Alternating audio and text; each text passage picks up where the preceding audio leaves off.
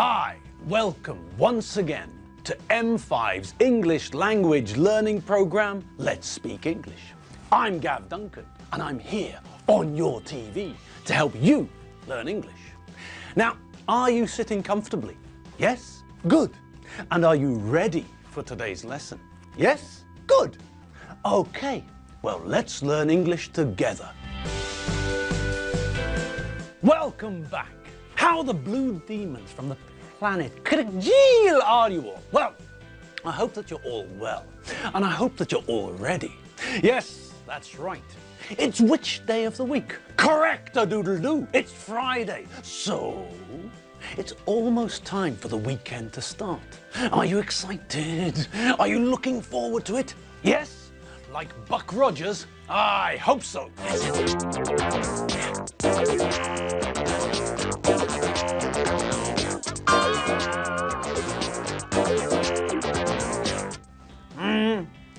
Well, maybe that's enough dancing for now. Good. Okay, so tell Gusti to calm down. Push Margot out of the way and wake Nigel up.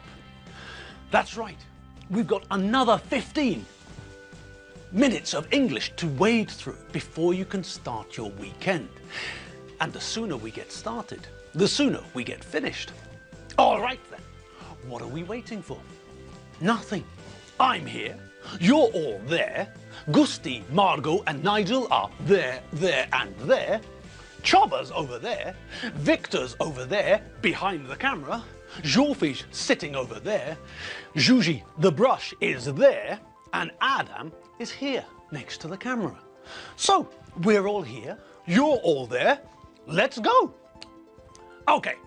Now, last lesson, I ran out of time, didn't I? Yes. Last lesson, I had enough time to tell you that if a verb ends in a vowel plus Y or vowel plus W, then we don't double the last letter when we add ing, when we make the present or past continuous form.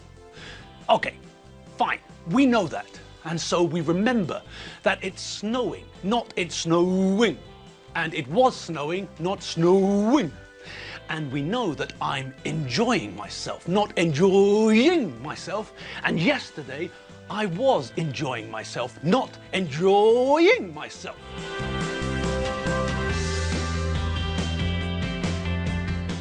Okay. So we know that we also have to be careful with verbs which end in vowel plus Y or vowel plus W. Okay. But what about the other thing we learned? What about all of the stress stuff? Yes, I only explained half of that yesterday, didn't I? All right, well, let's have another look at that. Essentially, the situation is this. We have to work out where the stress falls on a longer verb, one with more than one syllable.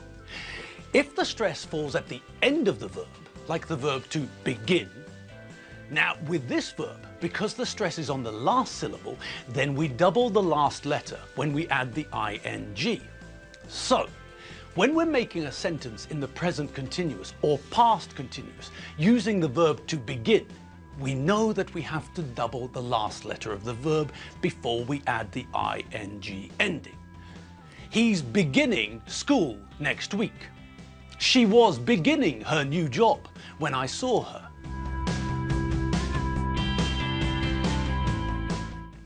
But if the stress in a longer verb, one with two syllables or more, is not at the end of the verb, then we don't double the last letter before we add the ing ending. So, with verbs like to visit, where the stress is on the first syllable, we don't have to worry about doubling the last letter. I'm visiting my grandmother next week. He was visiting North Korea when the Sri Lankan army invaded. Okay, that's all the information we need, isn't it? Yes, now we know all of the areas where we have to be careful with spelling. So, well, let's have a little practice, shall we? Okie dokie, llamas with Christmas jumpers. So, Have a look at these sentences and change the verb in brackets into the past continuous. Simple. Number 1. Kenneth usually wears shorts and a t-shirt, but the last time I saw him, he wear a 3-piece suit. Number 2. Who you talk to when I arrived at work? Number 3. I talked to Mr. Ubotensi. Number 4. My wife and I talk about you last night. Number 5. What you do at 10 a.m. on Sunday. Number 6. I wash my car at 10 a.m. Number 7. The boss was very strict. While we work, we weren't allowed to listen to the radio.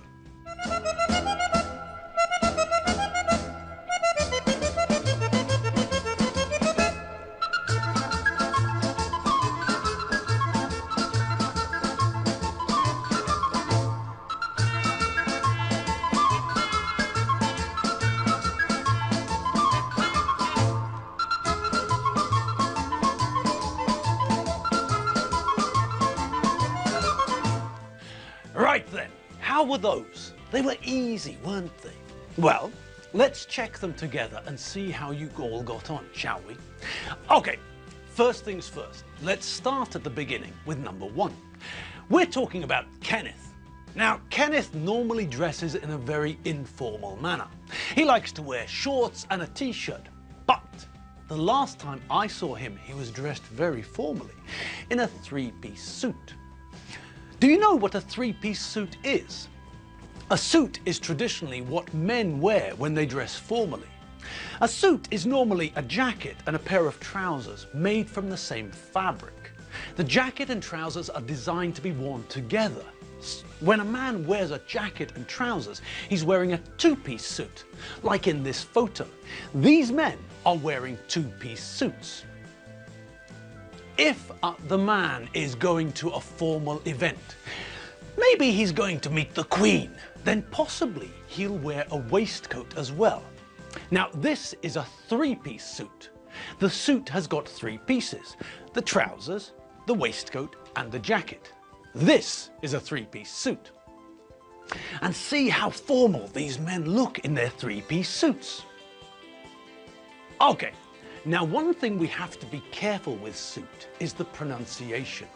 Sometimes people make mistakes with the pronunciation, so let's listen to how we say the word. It's pronounced suit, not sweet. Sweet is a different idea. Although the two words look similar, we have to make sure that we get the pronunciation right, or we'll confuse people. If we're talking about a set of clothes, like a pair of trousers and jacket which match, which go together, then the word is suit. If we're talking about a set of rooms, like in a hotel, or a set of matching furniture, like these chairs, then the word we need is not suit, but sweet. Did you hear the difference in pronunciation? That's right. Although the words look similar, the pronunciation is completely different, isn't it? The first word is suit, and it rhymes with boot, for example. The second word, the one which means a set of rooms or a set of chairs, is pronounced sweet, which is the same pronunciation as sweet. When we talk about sugar, for example, we say that sugar is sweet. It's exactly the same pronunciation. So, if you're super rich and you go to a hotel, you don't ask for a room, you ask for a set of rooms, you ask for a suite. Or, if you decide to change the furniture in your living room, you go to a furniture shop and buy a matching set of furniture. Maybe a sofa for 3 people and 2 armchairs. A suite. But when a man goes to work in an office, he wears a suit. So, back to Kenneth. Kenneth usually wears shorts and a t-shirt, but the last time I saw him, he was wearing a 3-piece suit. Great. Simple, no? Yes, it's Kenneth, so it's he. It's the 3rd person singular. So we need to correctly conjugate the verb to be in the past simple. He was.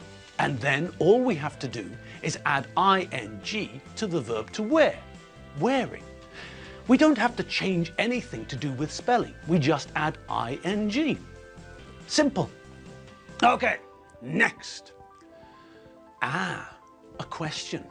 Well, that's not a problem now, is it? No, of course not.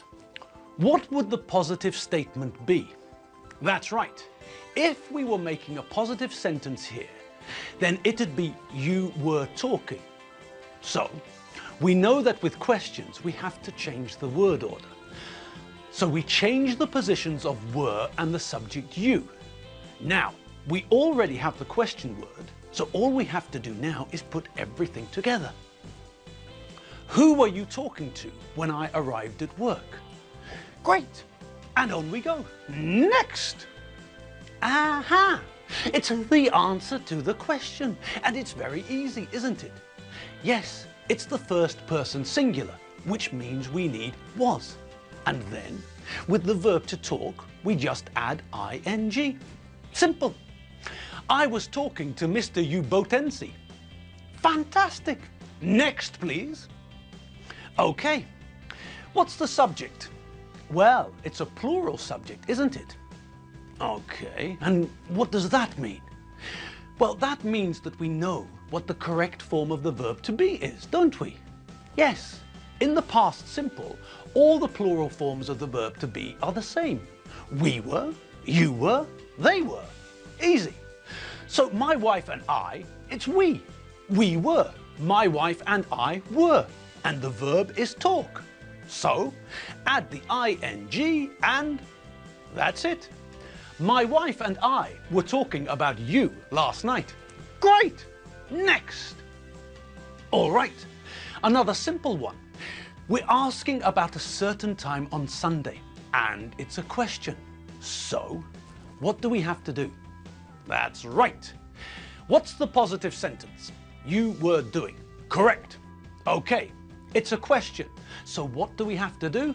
Yes, change the positions of the verb to be and the subject. Were you doing? Good.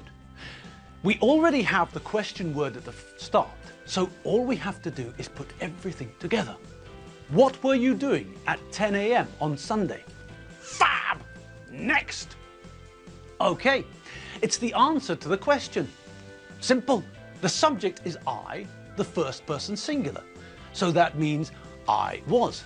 And the verb, wash, becomes washing. Easy peasy. I was washing my car at 10 a.m. All right, next, what have you got? Okay, the strict boss. The boss who made sure that we all did as we're told. The person who made us follow the rules. Well, the sentence is easy, isn't it? It's a plural subject, so it's we were. And work, do we have to change anything? No, working. Simple. Okay, what's the answer? The boss was very strict. While we were working, we weren't allowed to listen to the radio. Great, well done. And, oh, that's it for today. Our time is up. So all that's left is for me to wish you a great weekend. Have fun, everyone. Enjoy yourselves. And I'll see you all on Monday. Have a great weekend. And if you need any more English, you know where to go, don't you? That's right. www.m5tv.hu. That's where we keep the old videos and vocabulary lists. Okay, have fun, and remember to have fun as well. See you later. Have fun. Bye.